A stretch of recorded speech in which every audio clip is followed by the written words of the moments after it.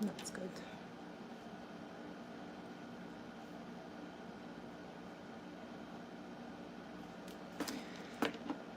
All right, guys. I'm becoming more and more prepared every time I do this. So, already got everything in order. People are gonna start coming in. I know I'm a little late. I know I said I'd start at 8 o'clock, and it's 8:09. But I had to get my drink because I talk a lot and my voice sometimes gets a little raspy. But who do we have? Heather. Glad you made it, sweetheart. Good to see you again. All right, so guys, we're just gonna get into it, okay? The people who have yet to make it, they'll probably make it somewhere in the middle, and of course, it's gonna be streamed, so we already know they can always catch it later. So we're gonna start with the introduction. Welcome to Intuitive Vibes, Narc Survival 101. I'm your host, Erica. Yes, it is 11/11 tomorrow, so make a wish, guys. I'm your host, Erica. If you're new to the channel, if you have yet to know who the heck I am and what I get involved with, then please stick around because some of the messages that I'm going to give in this live, you may need it, okay? And if you enjoy the live, go through my content. If it helps you, you already know, hit the subscribe button so you're notified every time I do a live and every time a video is put up. And of course, everybody else who's returning, my subscribers, and people who just love the channel, welcome back, guys. Hi, Andrea. Welcome, sweetheart. So, guys, since Saturday's live sip chat with my good friend Amanda, you know, we brought up a lot of key points, a lot of key things that I also wanted to bring up in today's live. We're going to be doing talking about a lot of different things. Greetings from Heather is in Pennsylvania. I was actually considering moving to Pennsylvania, Heather, believe it or not. I was when I was contemplating leaving New York. But I hope you guys are having great weather out there. So guys, what did we learn in last week's live and in Saturday's sip chat? We learned quite a few things. And we learned that Amanda could really make me, petrify me with very loud noises, but neither here nor there. So we learned about the female narcissist. We learned about trauma bonds. We learned about, different things when it pertains to a female sociopath. And I wanted to bring that up in today's live because, believe it or not, even though the chances of coming into contact with a female sociopath may be a lot slimmer than coming into contact with a female narcissist, even if there is that possibility, you have to be very careful with it. So now, guys, the first thing that I want to bring up is, narcissistic personality disorder. A lot of people in the world bring up a narcissist. They say, oh, you're so narcissistic. They're a narcissist. They're a narcissist. And of course, a lot of people tend to use narcissism in a superficial level. Okay. But when we're talking about narcissistic personality disorder, it is a personality disorder, which is a distortion of the personality. So pretty much a really screwy way of thinking. And people who suffer from this disorder clearly have been raised by someone who is extremely narcissistic or is in fact a narcissist. Now, the thing that we have to understand about narcissistic personality disorder, or NPD, I'm going to call it NPD from now on. NPD is a cluster B personality disorder. All right. Now, if you're not familiar with this, some of you may be familiar with it. Cluster B personality disorder. It's a category, and it represents the disorders that are considered dramatic, overly emotional, erratic, people who have very extreme behaviors. And the types of disorders personality disorders that fall under cluster B is NPD, narcissistic personality disorder, histrionic personality disorder, antisocial personality disorder, which is kind of the antisocial personality disorder, also known as ASPD, is more found in sociopaths, but their behaviors are very similar to those of a narcissist. Okay, a sociopath is just pretty much a level up on the spectrum. So you have, narcissists, sociopaths, then psychopaths. Even though we deal with people on the narcissistic scale, we try not to go any further than that. But unfortunately, you do have some people that run into these types of people. Now, one of the things that I did bring up in Saturday's live was that, it's my belief that people who suffer from NPD, people who are narcissists, who are extremely narcissistic, they do have a form of CPTSD, which is called complex post-traumatic stress disorder. Now, if you dealt with a narcissist, whether it be your lover, whether it be friends or family members, you have developed a form of PTSD. And you gotta think of it as you were passed on a certain type of trauma. And that trauma, you know how a narcissist projects onto you, that trauma is projected onto you as well. So if you've been in a dynamic with a narcissist, you're very familiar with paranoia. You're very familiar with accusations. You're very familiar with jealousy. You're very familiar with rage, very nasty attitudes, coldness, meanness, and of course, the key one, confusion, because narcissists do tend to use reward and punishment behavior. That's what makes you confused in deciphering certain things, because one minute they're nice to you, they're loving you, they're love bombing you, they're, hugging up on you and doing all of these things. And then the next minute they're being, ridiculously mean to you. They're being just really cold and callous with you. And, it makes you confused, because a lot of the time this is done by the narcissist so it can make you second guess yourself. It can make you wonder, is this person really a narcissist, or are they just generally an asshole at times? So you have to be very, very careful with these types of behaviors, because that can easily throw someone off, throws people off their balance. And that is, of course, a tactic that is used on you. Those same tactics that they use on you are tactics that have been used on them. Okay?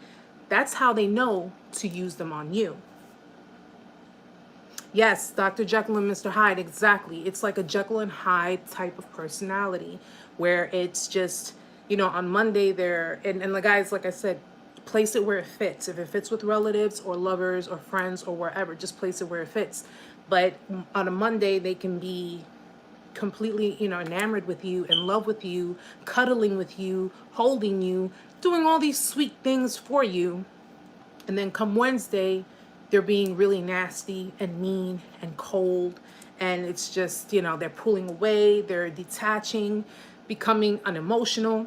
And in some cases, it's the confusion part is where the empathy comes in, because people tend to say, well, how could this person be a narcissist when they have displayed empathy, where they have, they have shown me compassion, they showed me love, they showed me a lot of different things. And that is a tool that is used to keep you confused. It's used to keep you stuck.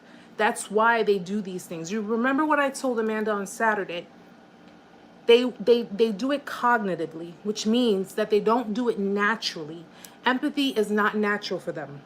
But in order to get what they want out of a situation, and in order to get what they want out of people, they have to use, it's kind of like head over heart, okay? The heart doesn't even have any kind of say-so whatsoever in a situation. They use their brain. They use their mind. And if you think about it, artificial intelligence, right? AI, you think about it, it's logic, no emotions, just logic. That's kind of like how a narcissist is. They're like robots, where they are using their mind, what was programmed in their mind, to, let's say, for example, you're dating a narcissist and they wanted to be romantic with you and take you out to dinner and do whatever with you. Chances are this is something that they learned as an external type of source, rather than something that they've internally learned, emotionally learned, and of course have actually genuinely either had done to them or have done for others. So it's like to say a narcissist would watch movies with romance scenes to just get the idea of what it is that needs to be done in order to appease you. Okay? Because if they're robots, they're not thinking from the heart. Robots don't have hearts. So they're not thinking from there. They're thinking from up here. And naturally, if they think with the mind, the cognitive, that's called cognitive empathy, okay? Sociopaths, narcissists, and even in some cases, psychopaths use cognitive empathy. It's an unnatural form of empathy, artificial, It's artificial. It's something that they, they could read a book, read it from a magazine. Okay, you know what? My girlfriend Jane, she'll probably like this. Even though I genuinely don't want to do this, I know she's going to like this, and it's going to put her in a position to say, oh, he's so sweet, he's doing this for me. You know what? I should do something nice in return. And Jane is doing it in return from her natural empathy. Okay? So we got to understand that, when it boils down to it, if you're confused, or if you get confused, or if you're dealing with someone who is showing you empathy one minute, but they're showing you certain things the next minute, and it's a pattern back and forth, that is a tool that is used to put you in a position, in a state of confusion, to keep you stuck. Narcissists like to keep people stuck. They like to keep you stuck because, well, let's face facts. We know that narcissists go for superficial supply. They go for external supply. They go for people that'll give them attention.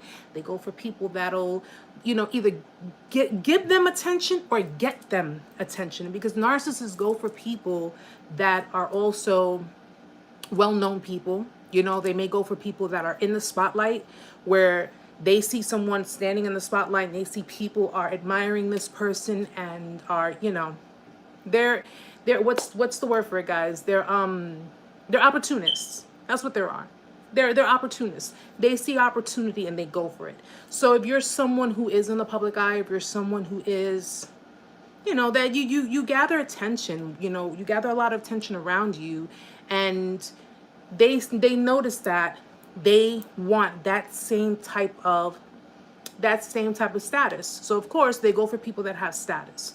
They go for people that they know will, grab the attention. And of course, if they're standing on their arm, that person is grabbing attention for themselves. And of course, the narcissist. Everything's about image, right? Everything's about looking good and, feeling good, as they would put it. So just keep that in mind, guys. When you deal with these types of people, understand they're not doing things from a genuine heart. They're not doing things from a place of love, empathy, sympathy, compassion.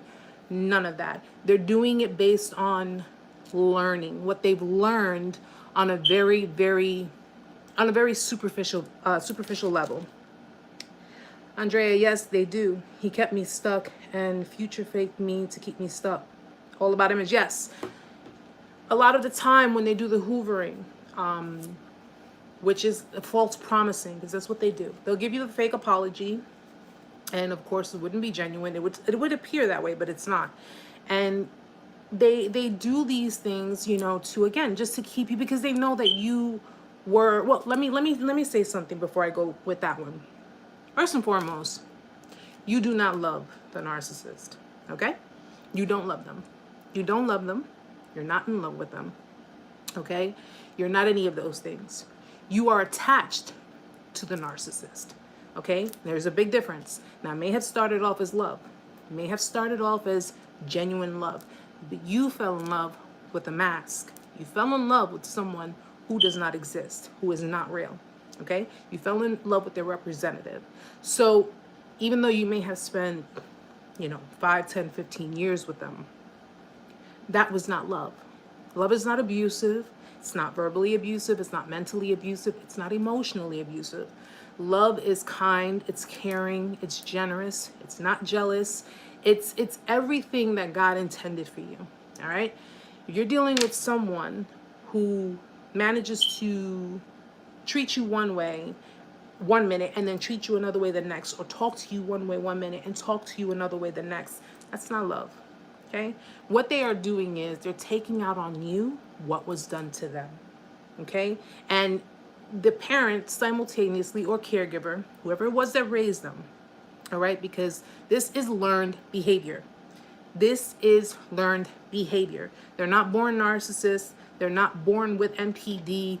You're not born with ASPD. You're not born with any type of personality disorder. You may be born with a mental illness, and that is, of course, because of certain imbalances within your brain, but you are not born with a personality disorder. It is the distortion of the personality. It's a distortion of a way of thinking, and all it is that the narcissist was trained to be this way. All right. So like I told you in last week's live, you're not dealing with the person themselves. You are dealing with the person who raised them and incepted that type of thinking in their mind. Now, Heather, my ex grew up in an abusive alcoholic family. Her father was an alcoholic and her brother a drug addict. Does the family dynamic create bad behaviors? Yes, it does. Yes, it does. When someone is diagnosed with a personality disorder, there are key things that play roles in these disorders. One is genetics, because if you have a history of mental health issues, mental health problems, that enhances it. But environment plays a very big role. It plays an extremely big role. And like if you notice someone who is a sociopath and they have ASPD, someone who is diagnosed with ASPD may have grown up in a family dynamic with parents that were alcoholics, that were abusive, because someone who has ASPD, antisocial personality disorder, is someone who is extremely disturbed. And I have a video on my YouTube channel. It was for my podcast, but I did a video on the sociopath, and it gives you the different things to look for in a sociopath. When a sociopath is diagnosed, a lot of the time it happens at a very young age. Sociopaths are usually known to committing acts of violence, committing crimes. Like if you have these young teenagers who, go the streets and they're committing different types of crimes, they're torturing animals. These are the different types of things, and that's why environment does play a very big role. These are the different types of things that can happen to someone who is in a very unhealthy, a very toxic, a very abusive environment. So, needless to say, someone who grows up in a family dynamic with alcoholism and drug use, and of course, let's call a spade a spade. If there is alcoholism and, excessive drug use, more than likely there is abuse. There is abuse, because people who take drugs, people who are alcoholics, they've lost control of their cognitive thinking. So if you have someone who is on drugs, they're not in a right state of mind. If there are children in the dynamic, more than likely there is a chance of abuse going on. And the same thing with alcoholism. It's a loss of control, because if you can drink, I can drink. I don't drink constantly, but I know how to set my limit. I know how to stop it. That is control. Someone who is an alcoholic has lack of control. Someone who is a drug abuser has lack of control. So yeah, absolutely. I do believe that plays a very, very big role. And more than likely, I'm pretty sure, a psychiatrist or a psychologist would agree with that, because that's their basis of their studies too. They look at the family dynamics. So if anyone goes to therapy and if a therapist asks you, what is your relationship with your mother? What is your relationship with your father? How was your childhood? If they ask these questions, it's because those roles play those dynamics play very big roles in your lives. So guys, yeah, I was explaining as far as CPTSD. It is a form of PTSD that, from ongoing abuse, whether it be emotional, psychological, sexual, or even physical abuse. If you have a child, or if someone, has endured abuse throughout their life from childhood up until they were a certain age where they were able to live on their own and fend for themselves, that can create a very extensive amount of CPTSD. And when you're dealing with a narcissist, I do honestly believe that you're dealing with someone who has a very extended line of CPTSD. Again, we're not making excuses. We don't make excuses for them, guys, because at the end of the day, if they're living their lives in patterns, we all know if we're living our life in a pattern, we need to stop it. We need help for it. But of course, narcissists, they don't believe in getting help, because they don't think they need help, because they've been raised to believe that this is the way I'm supposed to live. Mom and dad wouldn't lie to me. Mom and dad wouldn't hurt me. I trust my mom and dad. They wouldn't do these things to me. And all the while, mom and dad have been pretty much cheating their kids out of life. and treating them, treating them wrong. But remember, it's a generational curse, guys, because mom and dad had to have learned it too. Because if mom and dad are teaching their kids, they had to have learned it. It's learned behavior, and it becomes conditioned belief because they are conditioning their children to believe that this is normal. This lifestyle is normal. Treating people this way is normal. And all because now narcissists do it consistently because the people they surround themselves with have already been so used to it and been embedded in it themselves that these people are not pulling them, not putting them on the spot, not telling them straight up, listen, what you're doing is wrong. This behavior is not right. And when you deal with a narcissist, I mean, you know your side of the story, they know theirs. But when you're dealing with a narcissist, and you're dealing with a narcissist who comes from a family that enables that kind of behavior, because the family of a narcissist will look at it this way. Well, I mean, and of course they'll look at the narcissist like, well, you were bound to screw this up, or you were bound to, they'll chastise the narcissist, but they'll put the blame on the narcissist. They'll look at it, the narcissist like, this is who you are, everything you touch turns to shit. So, what else, and more than likely, I mean, the narcissist is pretty much just absorbing that too. So either way you look at it, guys, you're getting abused, you're getting the shitty end of the stick, but the narcissist at the same time will be also. Now, I wanted to give you guys some of the different things. And again, we're going to do like I did before. We're just going to go along the lines. We're going to go down the list of things.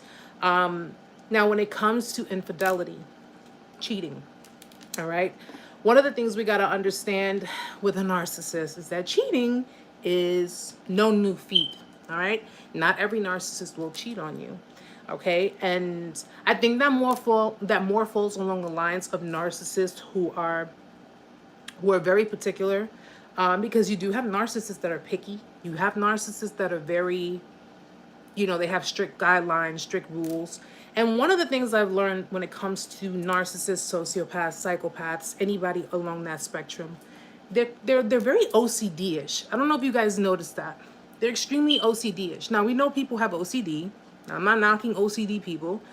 But when we're talking about narcissists and we're talking about sociopaths and psychopaths, they are like the epitome of perfection. Like, they have to be perfect. Everything has to be perfect. And it's like if you go into a home of a narcissist or a sociopath or a psych, and let's say you go into their cabinets and you see all of their canned goods are in alphabetical order, based on color, based on size. That's to me kind of psychotic. Like, you're a little too, but they're primarily focused on perfection, and of course they have to give the image that they are perfect. So in dealing with people that are narcissistic, I don't know if you guys have fallen into that, where you're dealing with women, because don't get me wrong, I'm a neat person, I'm a clean person, but my house can get messy. I have a son, and at the end of the day, if I'm gonna leave a dish or two in the sink, that's what I'm gonna do. But not people who are narcissistic or sociopathic. They are like very, it has to be a certain way, it has to be in a certain manner, and this of course is something that they've learned from their parents, because a lot of these types of narcissists have parents. Probably majority of the time it's the fathers, but that doesn't exclude the mothers. If they had fathers that were extremely abusive, and we're talking like physically abusive, mentally abusive, never mind emotionally, because if you have a father who's extremely physically and mentally abusive, emotions, they wouldn't even allow you to have emotions. They would probably, push onto their kids that emotions makes them weak, and I'm not going to have a weak child. You're going to walk this earth without emotions if it means, keeping you strong. When the reality of it is that you do need emotions. You need feelings, because if you don't, you self-sabotage and you're only going to hurt yourself.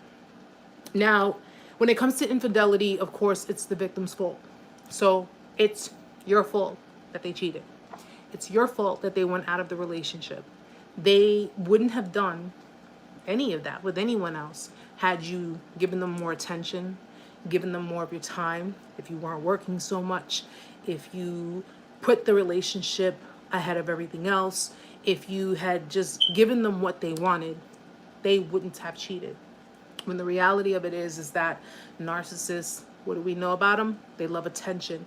So if they're getting external attention, if they're getting certain type of, I don't even want to say emotions, because people who cheat, you know, they say people emotionally, like, oh, you're not getting emotionally what you want in your relationship, you'll go out to the next relationship.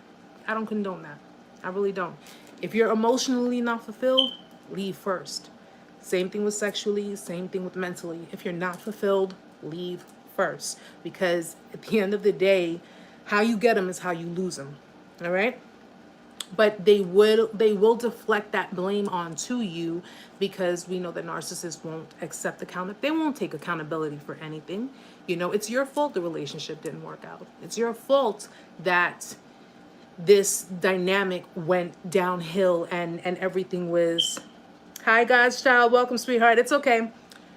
It's your fault that everything went downhill. Everything went the way it did because, you know, as much as the narcissist showed you good and bad behavior and their mask was slipping in between and they were doing whatever it is they wanted to do, and you didn't really give them any headaches, you didn't give them any beef about it, but because they knew that what they did was, I mean, morally it's wrong, and with a narcissist you can't criticize them. So if you were to find out that they cheated on you, the first thing they're going to do is, well, I wouldn't have cheated on you if you would have been the man or the woman that I needed.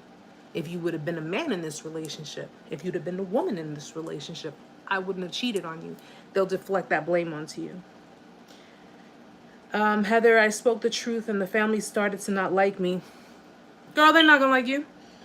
Especially when I told my ex I didn't like her sister cheating on her husband, that my ex cheats on me. It makes sense, the family dynamic. Of course. They come from somewhere, right? They come from somewhere, and of course this is behavior that they've learned. This is behavior that they've learned.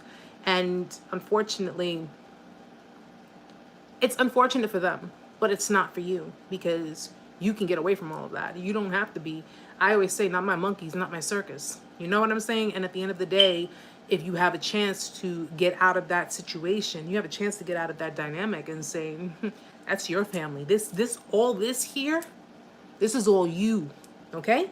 I was not, because let me tell you guys something. I don't deal with hypocrites in my own family. I do not deal with hypocrites in my own family. And if my family should choose to do things to betray my trust or do things that make me feel like they're against me, whatever the case may be, I have no issues cutting them off. I have cut off family members with no problem. If I have no issues cutting off my own family, trust and believe I have no issues cutting off yours and not dealing with you and your family. But that's their monkey, so let them tend to their circus. Yep, they will love bomb you. I mean, most narcissists will love bomb if their supply is low, if it's not really giving them what they want, you know, like, so they went through all this trouble to discard you. They went through all this trouble to do all of this with you, and yet, you know, you may not have realized it at that time. You may not have realized it, but that supply they discarded you for was pretty temporary. That's all it really was. So while you were trying to give them permanence, while you were trying to give them love and security and stability and emotional fulfillment, you were trying to fill a siphon, you were trying to fill all of this up within them, they ended up doing all of this crap to you for supply that doesn't even hold a candle to you. Okay? That's one of the things that a narcissist, they won't admit it, but they'll know, crap, I made a mistake, because you know what? I had someone who was willing to give me the world on a silver platter, and I went and sold them out for people who wouldn't even give me the block on a paper plate. But it is what it is. You keep holding on to your silver platter until that turns gold, and you continue doing what you have to do. Because I always tell people, if you've dealt with a narcissist and if you've actually went through the phases, the best revenge you could ever do move on with your life, and live it up to its fullest potential. They hate that because of the fact that not only are you becoming a success, because you're taking control of your life and you're taking your power back, but now they are no longer standing beside you to enjoy that with you. So I say it this way: they show you who they truly are. They actually really did you a favor. May have lasted a little longer than it should have, but they did you the favor. Now, during a discard, because when it comes to the cheating, they've cheated on you. They went to their new supply.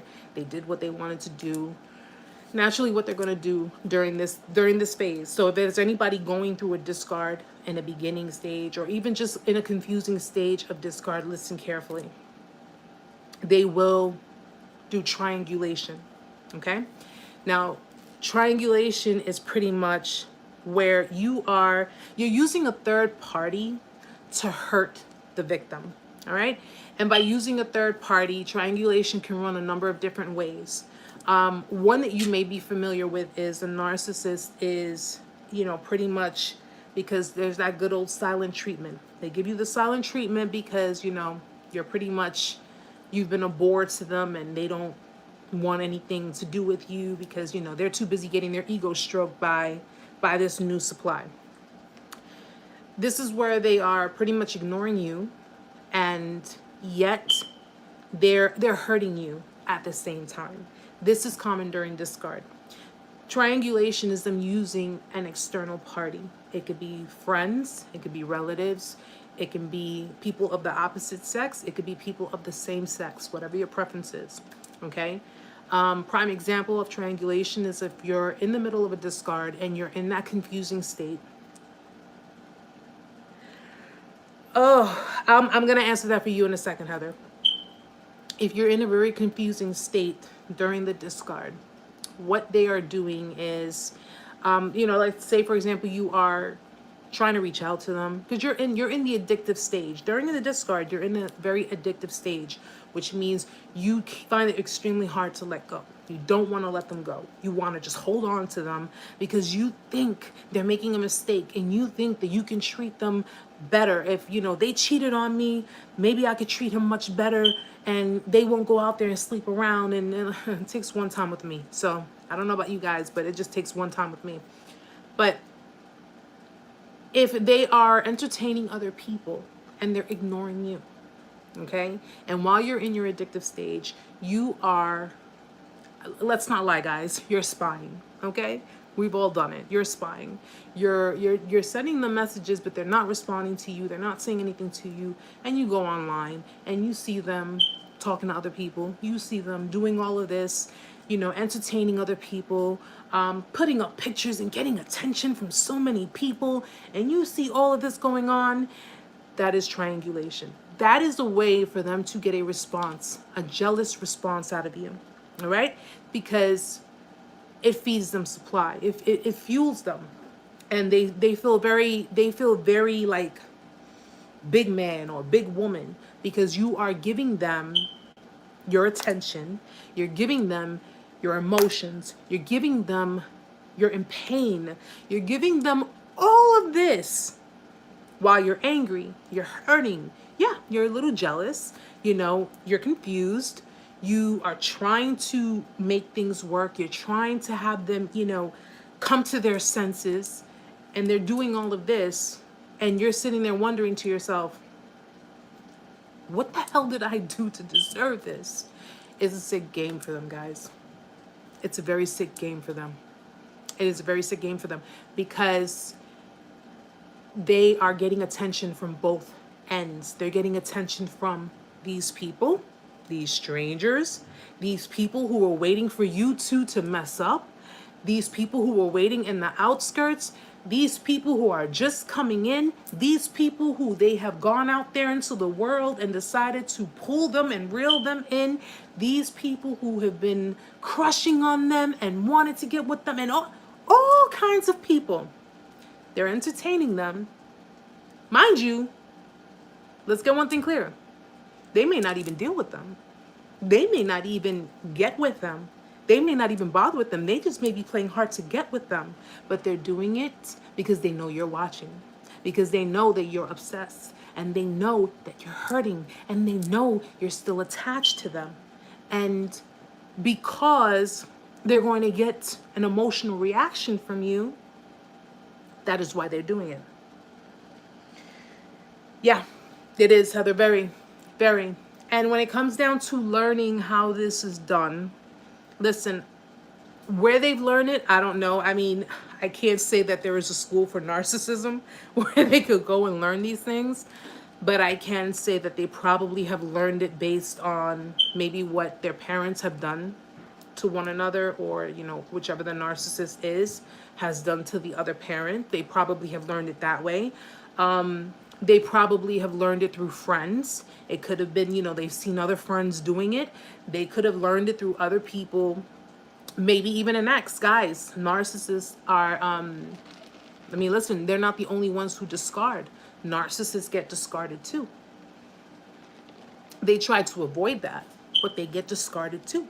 They have to be the ones to discard you. If you ever discarded them, better believe that that's going to be stuck on their brain. And if you've ever left them, you better believe that they're going to continually come back, because you don't, as a narc looks at it, you don't reject me. You don't reject me. Who the hell are you to reject me? Who are you to tell me no? Who are you to say that it is over? No, it's over when I say it's over. Does that sound familiar to you guys? Be very careful, guys. Okay, they'll utilize their flying monkeys in their supply to hurt the victim. The flying monkeys, those are the ones that when they're putting up different types of posts, and you know, the ones that they throw the subs at you, they'll throw the subs, or they'll, you know, it's always the ones that sit there and say, my ex this and my ex that, and they're putting up posts about exes, and, you know, just all kinds of, and people know who they're referring to. Okay, people know who they're referring to. So obviously they're flying monkeys, which are friends, family members. It could be social media followers, whatever. They are on the narcissist side because they've already been groomed to believe that you're the manipulator. You're the one who caused them heartache. You're the one who manipulated them. Excuse me. You're the one who did everything that the narcissist did to you.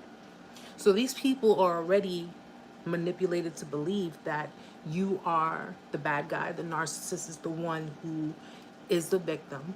And when the narcissist decides to go up there and smear your name, or go up there and put you out in front of the entire world, portraying you to be this monster, vilifying you, the flying monkeys will jump on it. And of course, as the victim, you feel invalidated because you feel that nobody's going to believe you, even if you try to come out. This is why victims don't talk. This is why victims do not talk. They're afraid to, because of one, embarrassment, but two, because the narcissist has spent so much time invalidating the victim. They spend so much time putting the victim out to be the villain, that the victim feels, how can I come back from that? How do I come back from that? Because you've already managed to make everyone believe that I'm the one who treated you this way. And if you're anything like me, you always keep proof of everything. Keep proof of everything. But if you are anything like me, these flying monkeys and these people who are loyal to the narcissist, and these people who are willing to believe someone else's, hearsay over the actual truth, you don't even give a damn about what they think. Okay? Which is why I always encourage victims, survivors. I encourage you guys to come out and speak on it. Speak your truth on it. And say what you need to say about it. Because if someone's going to sit there and believe someone's story without knowing the facts, these people aren't worth you having in your circle anyway. Stephanie, my covert narc made it seem like I was the abuser, because sometimes when I had enough, he would get the best of me. You absorb that energy. A lot of the time, you're absorbing that negativity. And yeah, you get tired because they're so negative at times. They are like so, and they push that onto you. It's like, yo, you get so tired and so pissed off, and you snap back.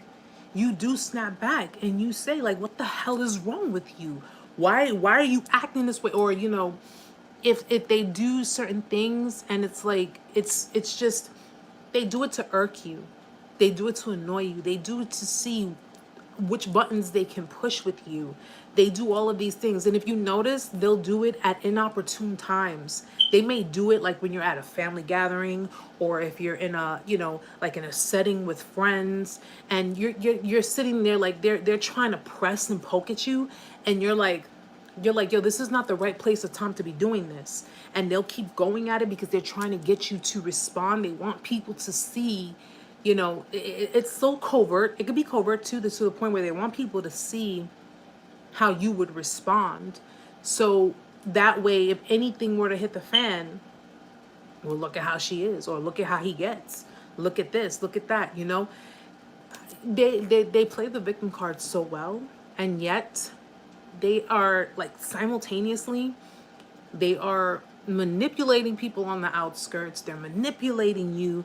They got you feeling like you're the narcissist if you stand up for yourself, or if you say something, or if you just see a situation that is just, in your relationship, you're seeing a situation where you're saying, no, like, first and foremost, you shouldn't be yelled at or argued with or told that you're wrong for wanting someone to have some kind of consideration for you.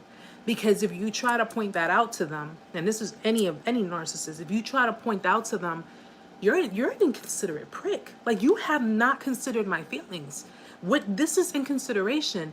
The first thing that comes to their mind, you're trying to control them, because they're so used to this behavior. They're so used to doing this, to other people, and maybe other people haven't told them. Maybe other people are just like, yo, all right, fine, that's just who he is.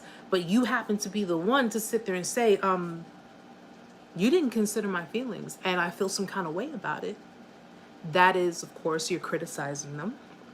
And they feel that that is some form of a challenge towards them. And when you tell them that, they say, I don't like the fact that you're trying to control this relationship. I don't like that you are trying to tell me what to do. Meantime, you're not telling them what to do. You're just telling them, you did something, this is how you made me feel, and I don't like it. But we know, guys, we've been in this long enough. We know that you can't tell a narcissist. You can't put a mirror to them and show them their own reflection. Yep. So Stephanie says, I was researching if I was the narc, but I know I'm not, because I would never intentionally hurt anyone, and it was out of my character. Oh, listen, just the mere fact that you went to research because you were slightly just wondering, am I a narcissist? Lets you know that you're not.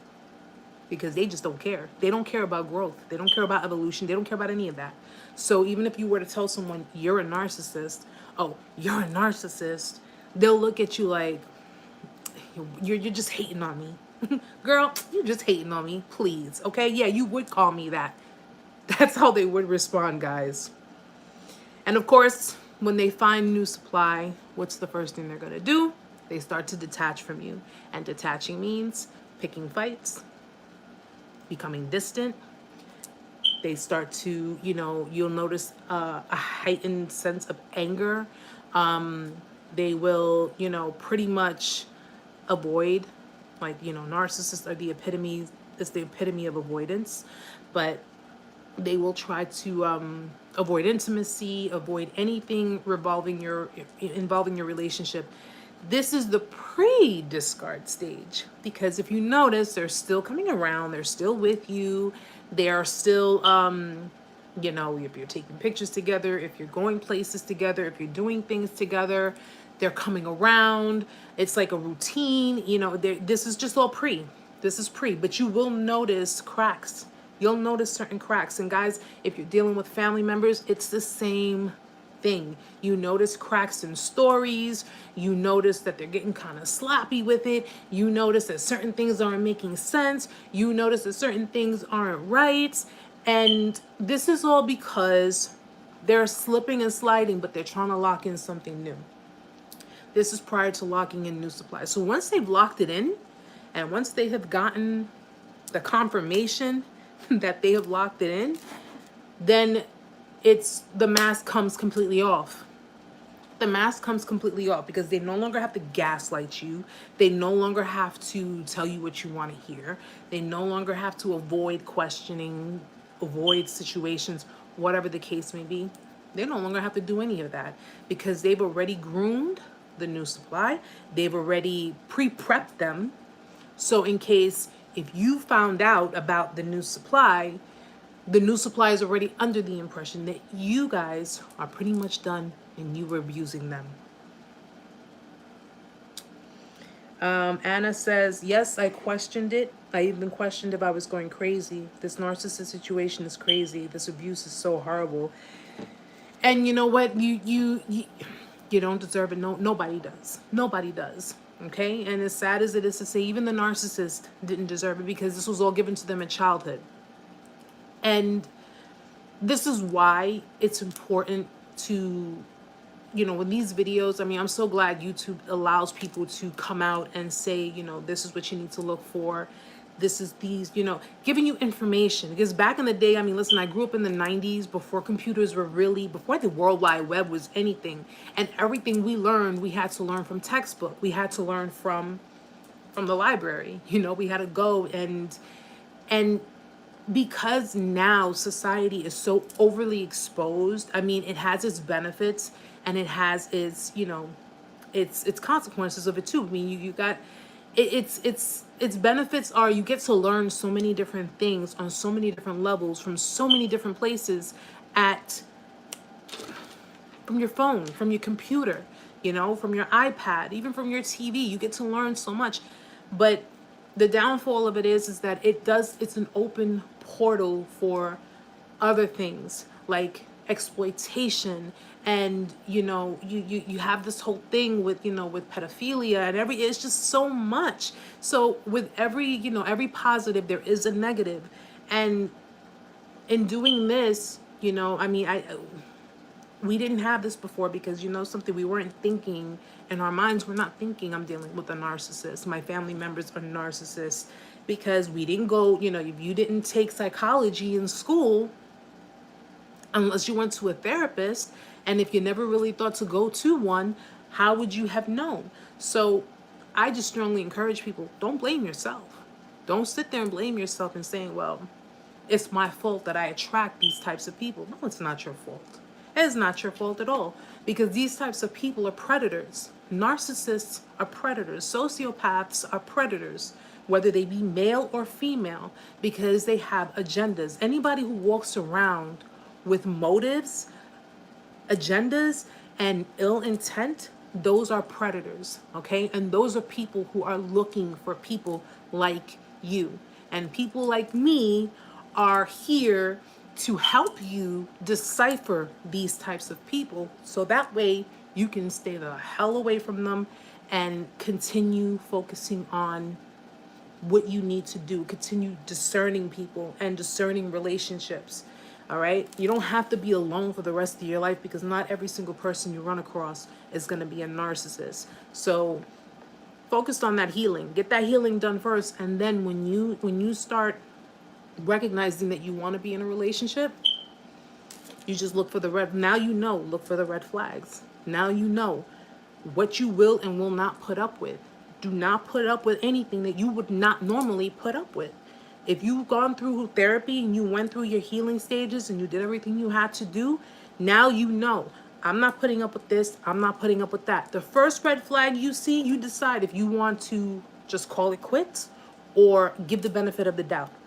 Because giving the benefit of the doubt means I'm not going to just cut you off right away, but I am going to put a barrier here, because I've been through this shit before, and before I snap and end up doing something to you, I'm going to give you the benefit of the doubt and understanding that If you're not walking on a straight and narrow line with me, then your ass is out. No questions asked. That's the kind of mentality you need. Yes. Yep. Alicia says healthy boundaries are the key, but it takes work. It definitely does. It definitely does. Which, thank you for bringing that up, Alicia, because it brings me up to my next one, which is the co-parenting with the narcissist. Because I don't know if some of you have children, and you may have children with the narcissist.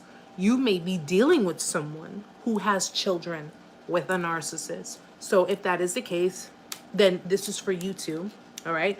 But now we have co-parenting with the narcissist. So we know that narcissists are who they are and they do what it is that they do. Now, if you're dealing with someone, or if you are dealing with a narcissist and you're co-parenting with one, the common things that a narc parent would do, a narc co-parent would do is, of course, the first thing, pin their children. They're going to pin their children against the non-narcissist parent. Okay? They're going to do certain things with the children where the non-narcissist parent, the victim, is pretty much considered the evil one, the bad one in the children's eyes. So Anna says co-parenting is my issue. You know what? It's not easy, Anna. It really is not easy, because I've talked to quite a few people who have messaged me that were going through the same thing. They're going through court. They're going through child support. They're going through all kinds of stuff with the co-parent. And it's not easy, because when you are dealing with a co-parent, a narcissist co-parent, it's so hard, first of all, to keep your emotions out of it because your children are involved. But what makes it even harder is that you have to deal with someone you really don't want to deal with. You have to deal with someone who was just so abusive towards you that, you know, you wonder how the hell they're walking the face of this earth. But unfortunately, when it deals with the court system, the justice system, I always tell people, and I continue to say this, do everything in a logical sense. Make sure all communication is written communication. Make sure it's emailed, text messages. If the parent, depending on the age of your child, you know, make sure, I mean, if your child is old enough to have their own phone, then the narcissist should not even be contacting you. They should just be contacting the child, and vice versa. If you have a baby, you know, or a really young child with a narcissist, I mean, you have to do things with restrictions and limitations, but that's where those boundaries come up. Because a lot of the time, the co-parent, if they think that they play with those narratives of, well, I'm the parent of your child and I can say and do whatever I want. And I'm entitled to do these things because I am the parent of your child. And because we have history, we have children together. That is like one of the biggest cards that they will play when it boils down to trying to violate your boundaries. Okay? But they do put the children, they will try to pin the children against the other parent.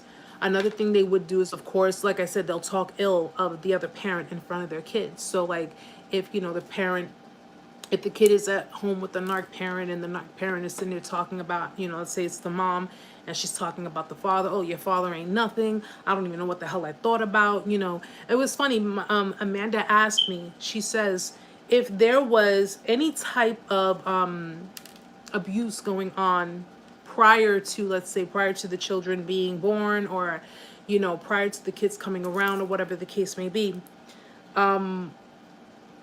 should the parent tell? So like if you know, if you were with someone and before you had kids, would you tell your kids as they get older, well, your dad used to beat me, your dad did X, Y, and Z, and blah, blah, blah, so forth and so on? I strongly, because, you know, listen, unless you feel that the child's life is in danger when it comes to the other parent, because, you know, I mean, again, people can change situations, or, you know, situations can be different.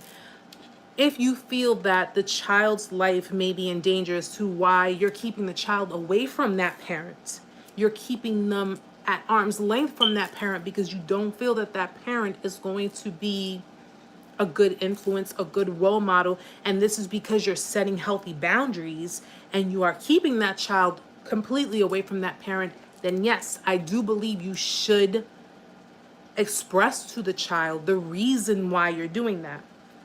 But if you have a history with that child's parent, and that history is solely between you and that child's parent, and that parent is not doing anything remotely hurtful, remotely abusive towards the child, then I think that's something that should be kept between you and that other parent. And the reason I say that is because at the end of the day, vilifying the other parent, you don't know how your child is going to take that.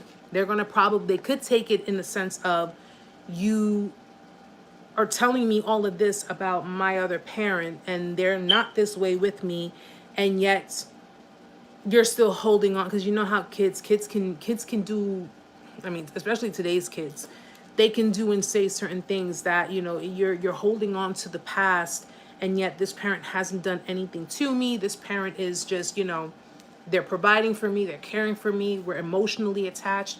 You know, listen, we've all gone through stuff in our past when it comes to either the other parent of our children or just people in general. But I don't agree with vilifying the other parent, especially with your kids, because that is just, that can really backfire. That can really backfire on you. And if you're one who really cares about your children, and you're one who, you know, who just wants to see your child in a healthy setting and in a healthy dynamic, then I would just strongly say, you know, you don't do that. But of course, like I said, under the circumstance of you're keeping the child away from the other parent for safety reasons, yes, I do strongly not vilify, but tell the child the truth. This is why you're not seeing your dad. This is why you're not seeing your mom, because this is what has been going on. This is what they're about. This is who they are. And I don't trust them around you. I don't trust that they're going to make the right decisions. Because, you know, when you leave your child with the other parent, you want to trust that they're making the right decisions. But, you know, the narc parent, kind of go steering to the right there, they will talk ill in front of their child of the other parent. They'll talk all kinds of stuff. Your father doesn't pay bills. Your father doesn't pay for this. I got to pay for that. Your dad couldn't give me any, you know, he won't pay child support. He's a worthless piece of crap. He's nothing. Look, he doesn't do anything for you. All the while they're saying this, meantime, they're the ones who are holding the father from seeing the child. Okay? So the narc parent will keep the other parent from the children, and make it seem like the other parent wants nothing to do with the children, and will tell the children, well, your dad's not here or your mom's not here. Look, you see, they don't want anything to do with you. You see, and that makes the narc parent look like the hero in the situation. The narc parent will appear to be the hero in that they're doing everything for the child. They are, you know, fulfilling the child's needs. They are the one who loves the child more. All the while, they are the ones who are keeping the other parent from being in the child's life because of whatever personal issues they have with the other parent. Okay? They'll use children to feed information on the co-parent's business and their life. So if you have, you know, a narc parent and the child goes back and forth between homes, between you and them, they will ask the children when, you know, when the children comes home, they'll ask them questions. They'll say things like, oh, you know, did you see daddy's new girlfriend? And what is she like? And, you know, they'll ask 1,000,001 questions. And of course, children are children. They're not thinking anything of it. But the way the parents ask them, they ask them in a sense of they're like having conversation with them. And they are just, you know, just generally asking what's going on. How was it? Oh yeah, you know, you met mommy's boyfriend, you met daddy's girlfriend. They will basically, it's kind of like implanting. The child is like the recorder, the video recorder, seeing everything, and they pretty much run back home and report to the parent. And of course, that's not the child's fault, because the child doesn't think they're doing anything wrong. They think they're just pretty much, and of course, because if the child denies giving that parent that information, what happens? The parent will lash out, or, you know, possibly put them, you know, in punishment, which that makes absolutely no sense to me. Some people really don't deserve to be parents, to be honest. The narc parent will invalidate the co-parent's decision making. Okay, so the narc parent, if the child is primarily living with the narc parent, then what the narc parent says goes.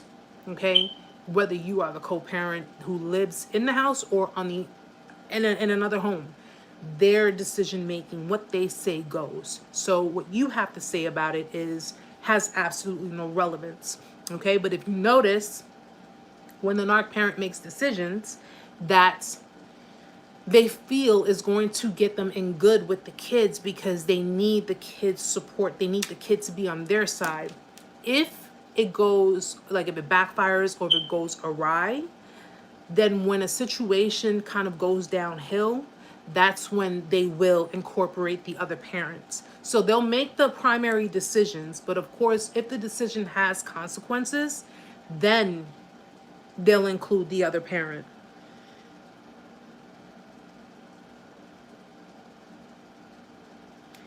So Stephanie says narcs don't even like kids. If you pay attention and listen, for some reason, they are jealous even of their own children. It's sad.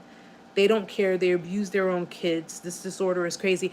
They don't. We learn that they don't like their kids. They don't emotionally connect with their kids. But since they do have kids, their kids are going to be of use to them. They're going to use their children as kind of like step ladders. You know, they're going to use their children to fulfill them as far as supply is concerned. So, you know, they may utilize their children to, I mean, you have narc parents who have, you know, who have their kids that, you know, to keep relationships intact. Sometimes they do that. I mean, co-parenting, for example, the narc co-parent may use the kid to try to manipulate the other parents to try to bring the relationship back together, or to try to, because now if she's able to get, or he's able to get back into the dynamic, she can not only manipulate her kid, but now she can manipulate the ex. And she could create the dynamic like she once had before, you know, where she has all of these people serving her, or he has all of these people serving him. People say, well, why do narcissists have children? Why have kids if you have no intention on being emotionally connected with them? Or because at the end of the day, if they are forced, because like I told you guys in last week's live, narc parents, they would, under under a lot of circumstances, they would abandon their children. They would abandon their children. They'll abandon their kids and, you know, look at it as, well, I can't be a mom, I can't be a dad. You know, I got my own life to live. And, you know, obviously they don't take responsibility very well. So a lot of them would do so. But if the parents who do decide to stay in the life of these children, they're going to use them to the best of their ability. So they're going to basically use them for whatever they can get out of them. And children are so fragile and so vulnerable, especially at a very young age, that they can easily manipulate them. And these children trust. They trust their parents. They trust that their parents are doing right by them. That they're not, you know, mom and dad wouldn't hurt me. That's what we think in our heads. Mom and dad wouldn't lie to me. My mother would never leave me. My father would never leave me. They would never hurt me. And the reality of it is, you got a narcissist parent. You've already been damaged. You just don't realize it. All right, guys. So, as far as co-parenting is concerned, when it comes to a narcissist co-parent, I have a video also on co-parenting with the narcissist. So if you guys haven't checked that out, because, excuse me, if you haven't checked that out, because it definitely, it would definitely help for a lot of people who are dealing with, you know, just attempting or trying to deal with a co-parent, you know, who is a narcissist. And like I said, just don't let emotions get in the way. Don't let feelings get in the way. You can't prove feelings. You can't prove emotions. You can't prove any of that in court. Okay? Court goes based on evidence. Evidence, guys. Proof. That's what you need. And that's why I say it's best to keep all contact either through text messages or emails. All right? And so what we have here, I'm going to actually incorporate these two. We have female narcissist girlfriends. or friends, and the female sociopath. All right. Now, some of you have dealt with female narcissists. Some of you have, are dealing with them. Some of you have had friends. Some of you have friends that are female narcissists. So here are some of the things that we got to understand about these female narcissists. Number one, for you guys who have dealt with female narcissists that, dating wise, of course, she's a very beautiful girl. She's very attractive. Okay, she has a certain type of appeal to herself, a certain type of look to herself.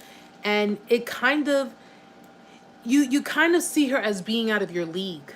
All right, this girl's out of my league. She can have any guy that she wants. She can have any guy that she'd want to deal with.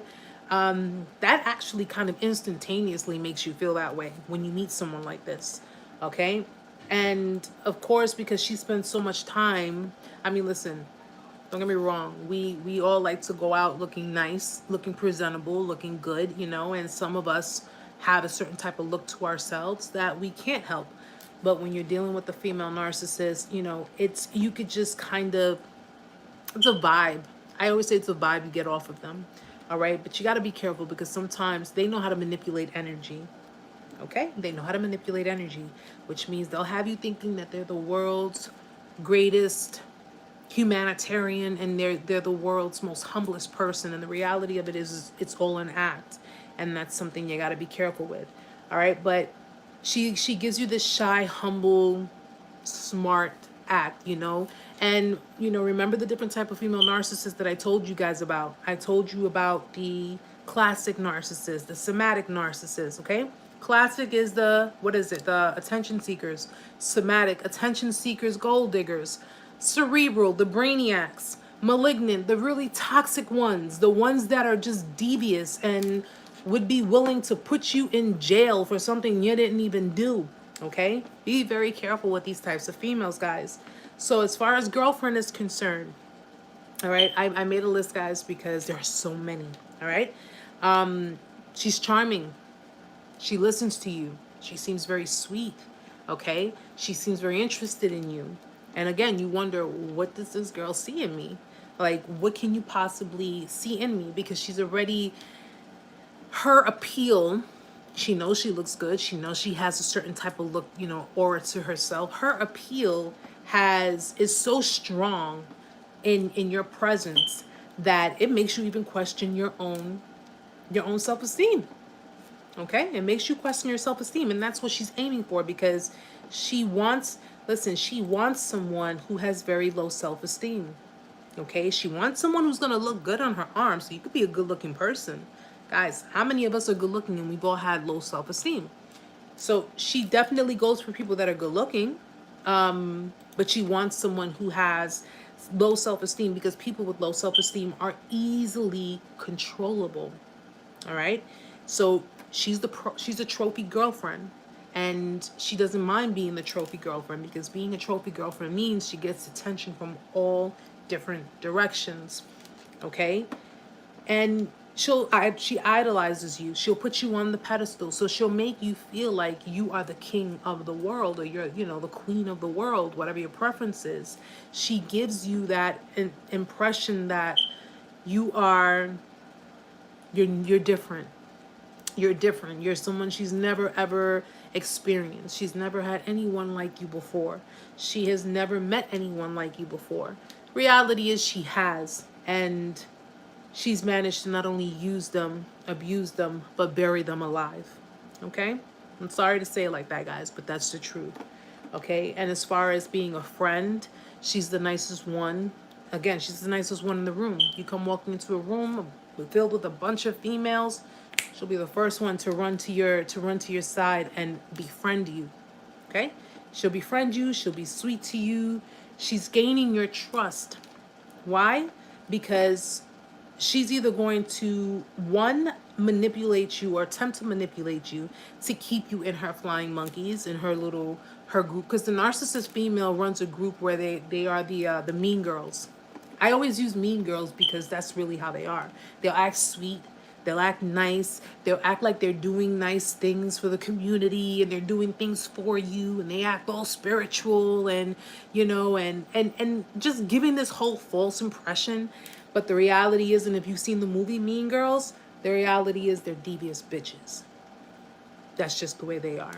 They're devious bitches. So if you are friends with her, you'll be friends with her, but there are going to be certain things that you're going to notice that you don't like. They are, Andrea. They are. They're there, and this was why I never really dealt with females. I was a tomboy growing up, and I never really dealt with females like that. I never dealt with females like that. Everybody has had that in high school. You've seen it everywhere, where everybody has their own cliques, and there's always a clique of those females. Oh, of course, Jezebel spirit. Yes, God's child. Absolutely. These are the females that will pretty much just use the resources, use the things that they have to get what it is that they want.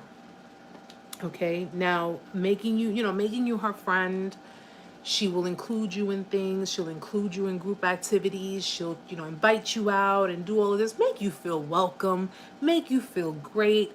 And then what happens? Well, much like a relationship with a female narcissist, it's the same thing with the friendship.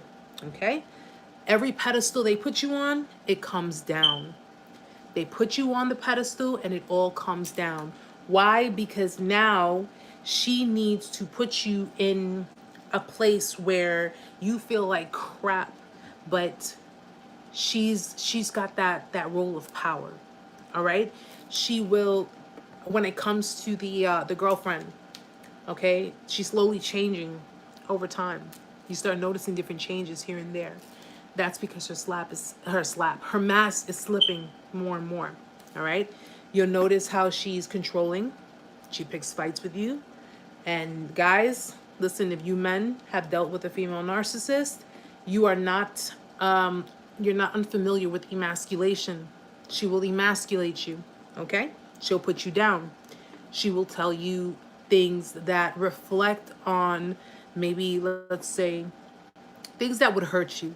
So if, for example, we're adults here, guys, so I'm going to keep it 100.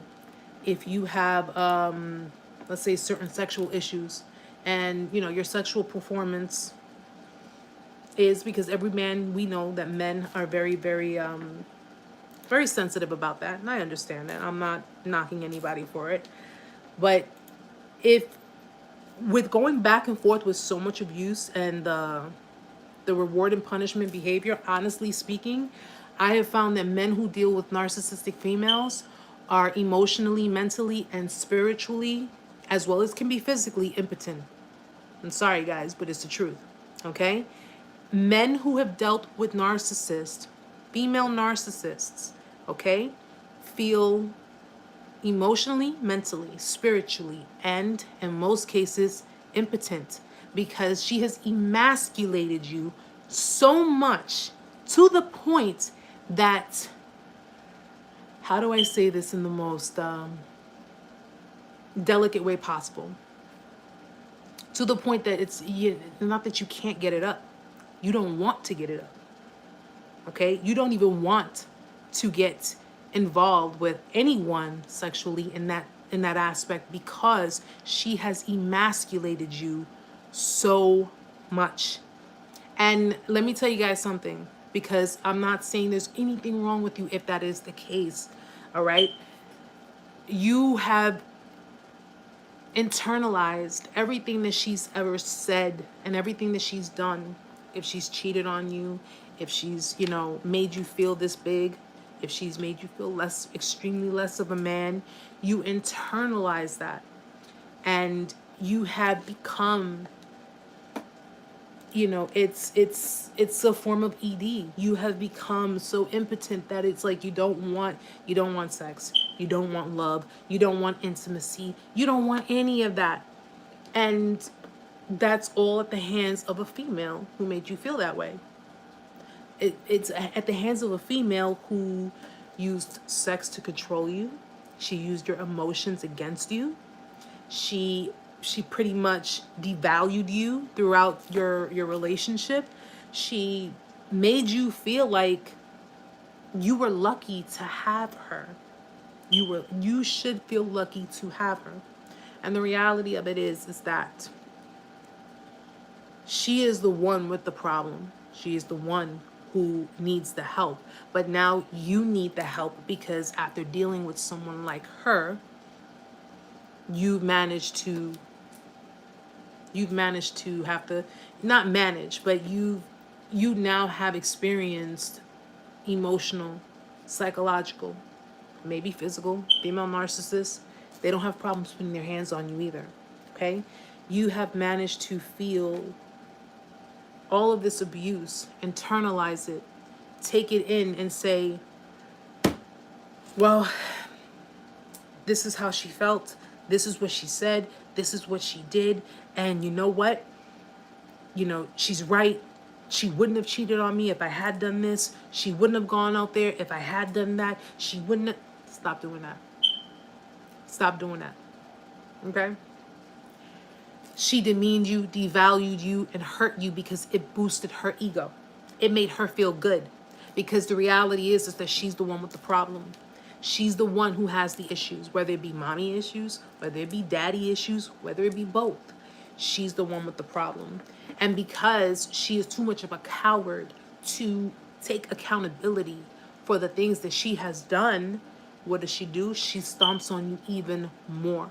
And she continues to do so. And if you continue to go back to that, if you continue to allow people like that, or even the same female narcissist, she's going to continue doing it. And every time she does it, it's going to get worse and worse and worse. So much so to the point that you ain't got to worry about getting it up, because it's just going to pretty much retract itself in there.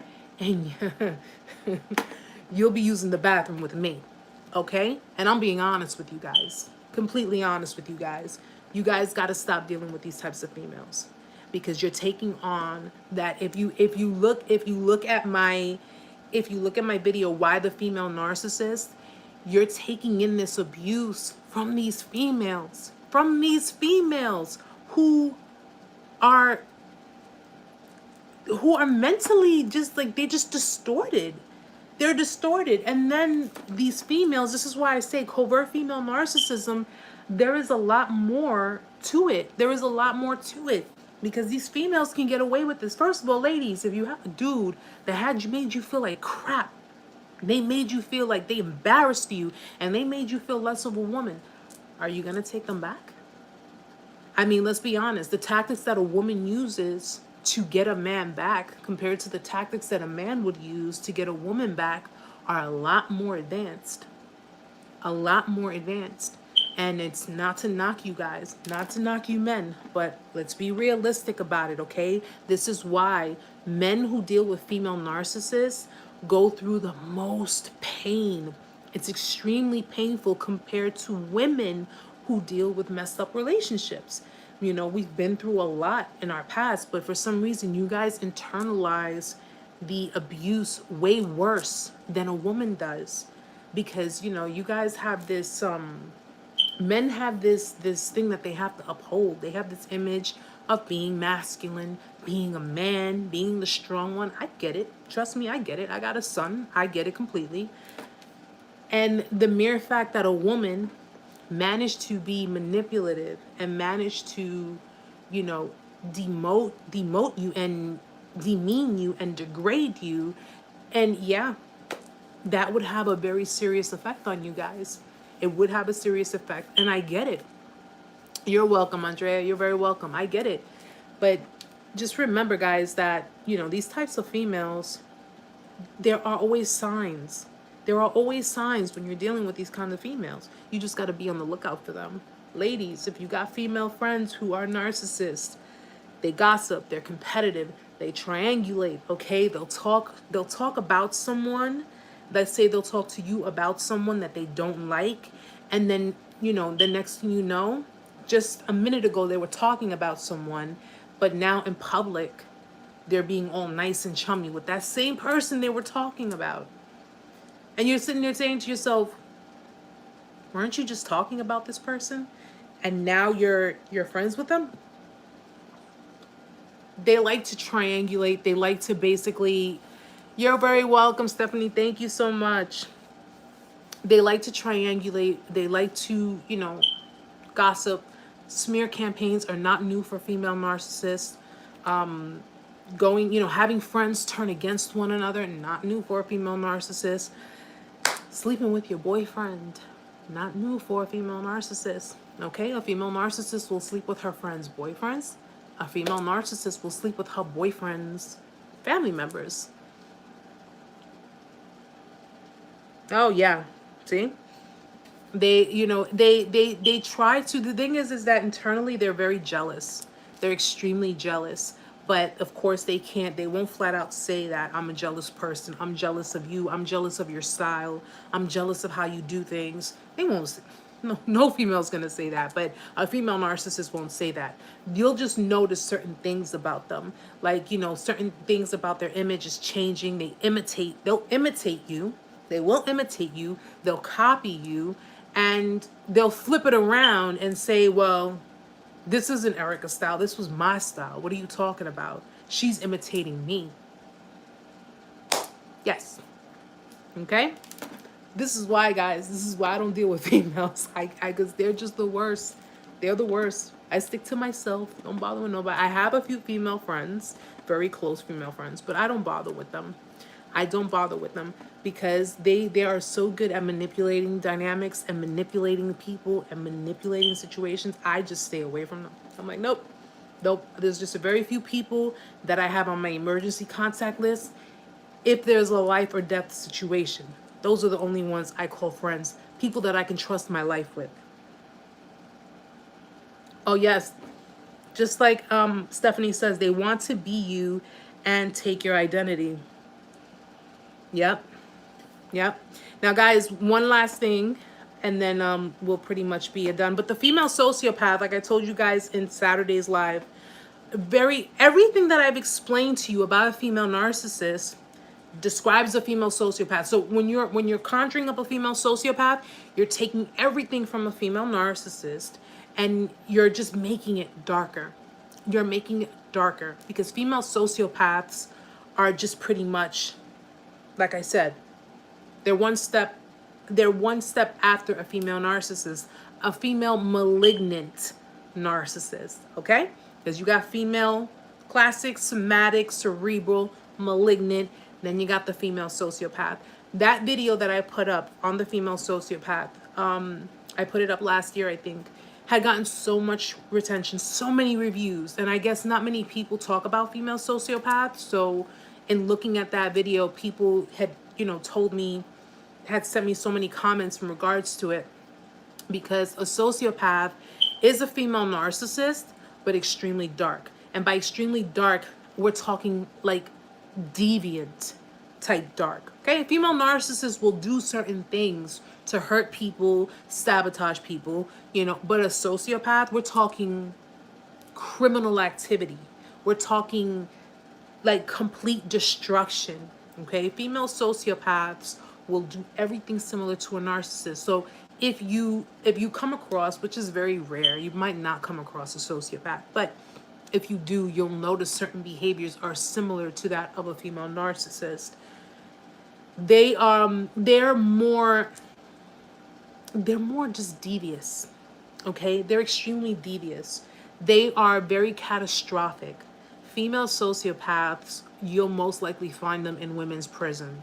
Okay, a lot of them would be in women's prisons, but if you do run across one that is outside, on the streets, walking this bare earth, a lot of them are, like I said, exactly like a narcissist. They utilize their sexual appeal to get what they want, to con people. They will con people, guys. So even if it means using sex to either have a place to stay or to con you out of money or whatever the case may be, that's what they do.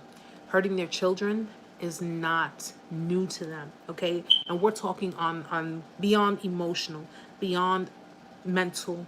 We're talking physically. I don't know if you guys remember, and they had the on Netflix, the little boy from California. Oh my gosh, what was the little boy's name that his mother and his his mother's boyfriend. They're currently in jail now because they really beat him badly. You know, over time they were beating him, and then the final beating hit the little boy. I think it was oh my gosh, Alex, was it the little boy from California? Fernandez or something. I watched the documentary on Netflix, but his mother, if you're familiar with it, you know what I'm talking about. His mother is a clear depiction of what a female sociopath is. Okay? She's a sociopath. She did all of this abuse to her child, and she did it for the sake of a man. Female sociopaths will give up their children.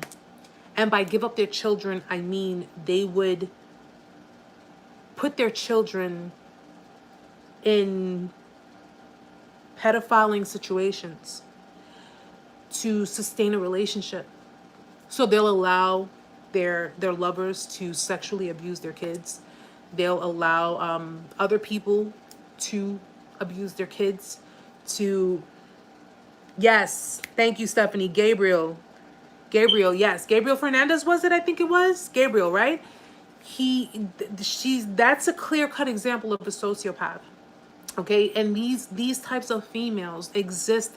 I mean, I didn't know about that situation with that little boy until it was aired on, because I don't pay so much attention to the news. I mean, being a very empathic person, when you see a lot of disturbing stuff like news-wise and what's going on, you know, especially with children. Guys, I have this thing with children. I can't even watch movies that involve hurting children. Like, it gets me so emotional. I have to shut it off. I can't even watch it. But something told me to watch it, and it broke my heart, man. It broke my heart to know that as a mother, you know, to know that someone can actually do this to their child, and all because she wanted, you know, to have a man. Like, they would hurt their children.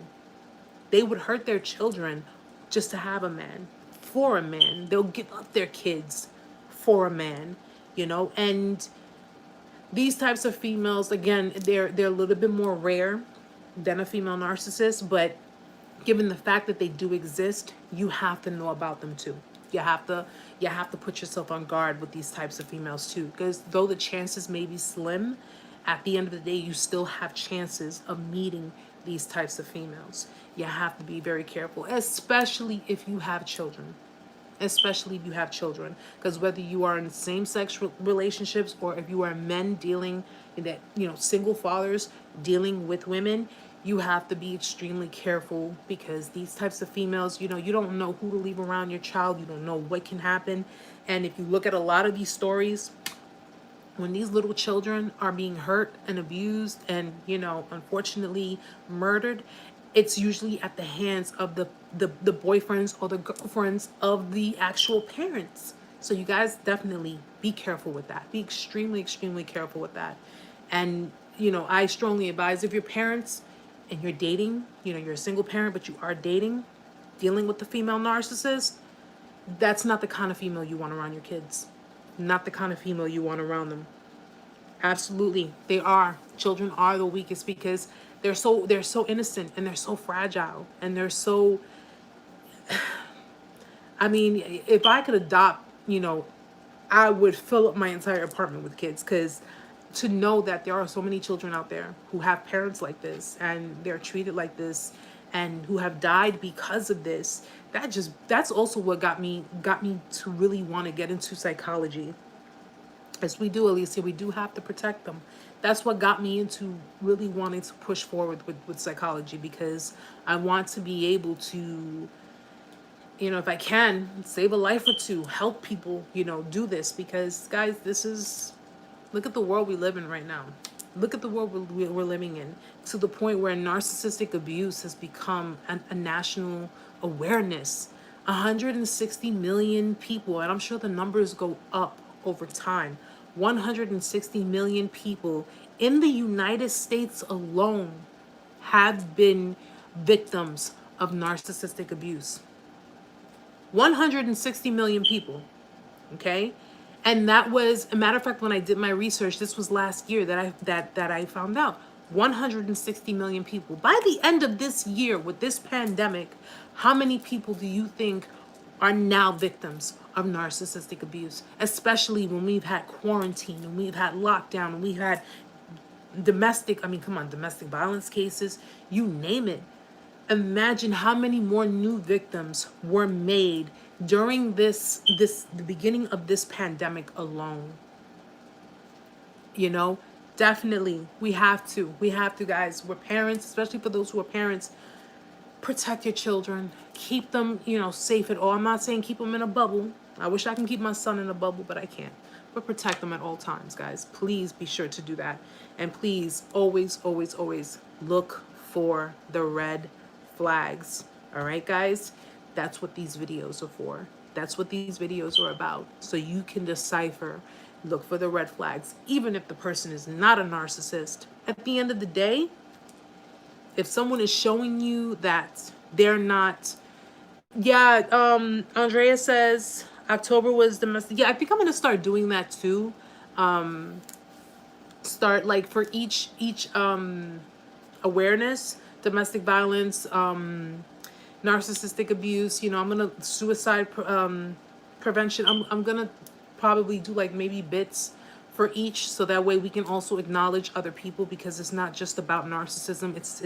It's so much deeper than that, and there are so many people affected by so much who really need the support, and I mean, listen, if we're being supported throughout our experiences with narcissistic abuse, it's only right that we support everyone else through their experiences as well. So I think I'm gonna probably start doing that. But guys, it has been I get so into it with you guys, and I love it. I love it. It's been about an hour or some change, so, but at least I got to cover the notes that I needed to cover, and at least I got to say the things that I needed to say. And I do hope that today's live was helpful. It was helpful for, whatever situation. And of course, anybody who has not been able to join the chat, but will be able to catch it on stream. If you guys have any questions, if you have anything.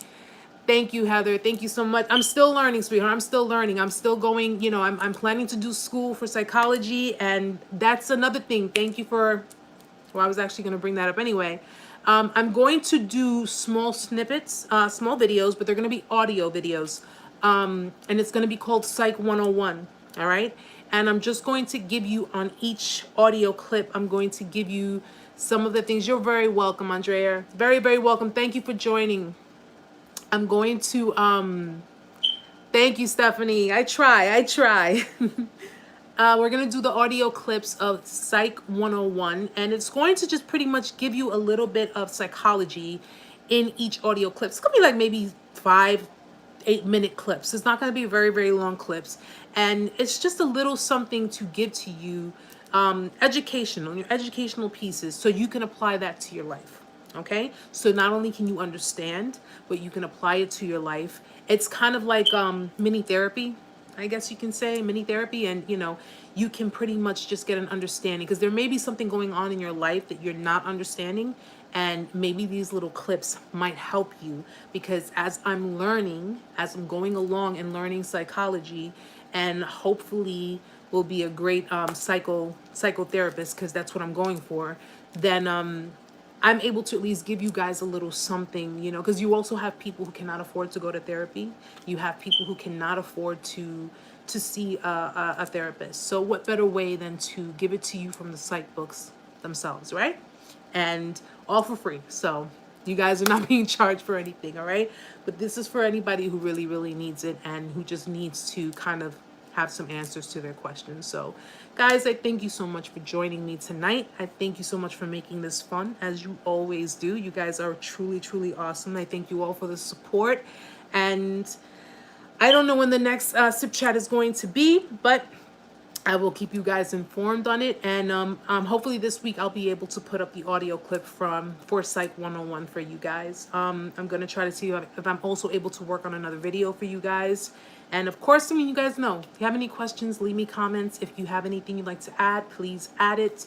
So in case anybody else needs to hear it, may need something from this channel, and if I'm not able to give it, or if I'm not giving it precisely at the moment, somebody else can get it from you, because your support means a lot. It really, really does.